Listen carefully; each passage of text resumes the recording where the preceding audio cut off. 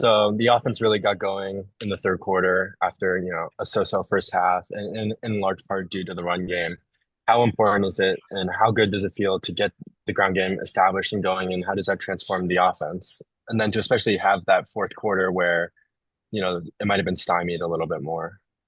Yeah, definitely. The run game, I think, is a big part of our offense. I think we could run the ball more than we do sometimes, but once we get it going, I think our offense is just hits a stride. So, when we can run the ball, it opens up the pass game, opens up everything else. So definitely the run game helps. Ryan, you can go ahead. Nate, for somebody like Darian who plays very successfully throughout the game and just had a few mistakes, too many, there at the end, what do you think his head is going through right now? Darian, I think he's very mentally tough. So, he's gonna obviously watch the film, correct himself, and he'll be right ready to go on to tomorrow night when we practice. So, I'm not too worried about his mind and where his head's at right now. I know he's in a good place and he'll get it all situated and figured out. And then following up, kind of where's your head at and where you think you guys are as a team in terms of moving forward from this?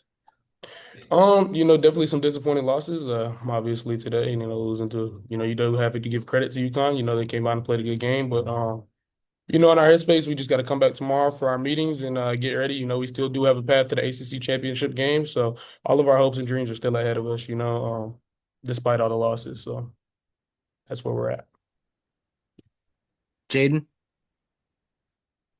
Yeah, Nate, what was Coach's message in the locker room just now? And kind of what's the plan to maybe address some of the small mistakes that the team made today? Yeah, Coach's message was simple. When you come off a big win like last week and you don't have your mind in the right place and everything, then this is what happens. You get upset the next week. So, just for the future, we're just ready to put our heads back down, have that chip on our shoulder, and get ready to go. We'll go to Alex here for the last question. Jeremiah Hazley will be next. If you anticipate having a question for him, please raise your hand now. Alex? Yeah, Coach Diaz mentioned that UConn has a really exotic or unique set of blitzes and coverages. I'm just curious as to what you saw out on the field today and what that kind of adjustment was like throughout the game.